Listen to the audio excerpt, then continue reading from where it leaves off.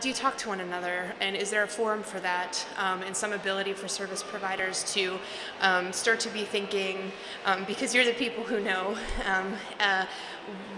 what are the big picture items that we could be working on, and then how can we as a community, I think you answered it pretty well in the last question, but how can we as a community make sure that we're providing you some help as well, to make sure that we're contributing to changing the systemic problems in our community? One of the things that we all learn in kindergarten is to play well with others. And we know in the nonprofit community service sector that in order for us to actually maximize our effectiveness, we've got to be working together. None of our organizations are capable of achieving our missions on our own.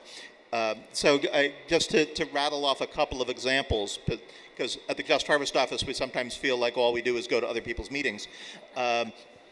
But just to rattle off a couple of examples, we at Just Harvest, we're active in Pennsylvania Voice, which is a network of organizations around the state that are working to improve voter turnout among low-income people, working to tear down barriers to voting. We work with a coalition called Pittsburgh United, which is made up of labor and community and faith-based and environmental organizations that's working to prevent the privatization of the city's water system and working to promote wage jobs as part of economic development policy. And we're active in the Pittsburgh Food Policy Council, which is a multi-sector coalition that's working to connect a whole variety of food-related issues about the resilience and safety and health of our food system. So it takes in not just hunger issues that we're working on, but quality of school food issues and sustainable agriculture practices so that we've actually got a food supply. Because as the old proverb that I think every ethnic group takes credit for says, unless the rich can eat money, the poor people have to make food.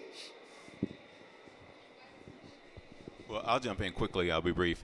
Basically, a Homeless Children's Education Fund, we exist to collaborate. We support 27 shelters. We support school districts. So that's the nature of who we are. And I do agree that many nonprofits have their own fiefdoms and don't work together well, unfortunately. So you have a lot of duplication. You have people doing things that they shouldn't do. And that's why I always ask my staff, is that our core competency? Should someone else be doing that? So I think we need to be very mindful. Like, I'm a banker by trade. I was a banker for 18 years. So I think some of the business models are applicable in a nonprofit world as well. But we have our homeless education network where there are thousands of people involved in that, where the whole genesis of that was realizing that people don't work together, so to get people who have a vested interest in the plight of youth experiencing homelessness to work together. So we do that in affecting policy, but we have school districts to the police with our Big Berg app. That's what we do. Collaboration is who we are, because as I say, it takes a village, and together we can accomplish more. And if you don't know this, you pay the Department of Human Services with your tax dollars to exist. The Department of Human Services of Allegheny County convenes providers, citizens, and people who use services to dialogue about all these topics. So if you're interested in aging issues, if you're interested in behavioral health, if you're interested in poverty, housing, food, those groups exist through the Department of Human Services. So we as an organization participate in those. We as an organization at Community Human Services also just invite people to come to our place. Folks who use our services, folks who deliver services, we offer free trainings, public forums, educational opportunities, meals, just so that we can know what's going on. If anybody ever wants to attend those, just check out our website.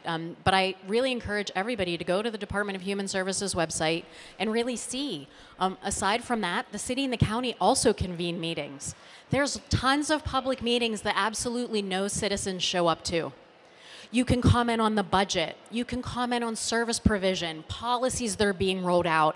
City and county council are having discussions that greatly impact things like affordable housing and health care and access to services and transportation. Those meetings don't have anyone at them.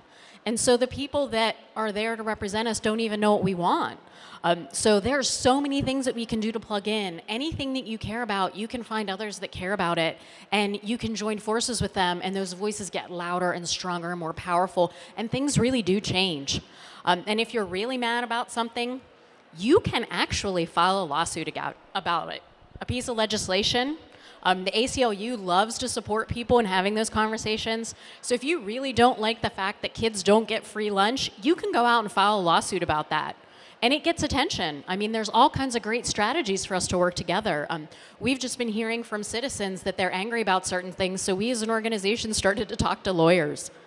And lawyers love to take on these items. And then it created a whole network all of its own, just about, do we have the right to have food? Isn't that amazing? So every day there's something really cool and interesting going on. You can plug in and your voice will be really important and impactful.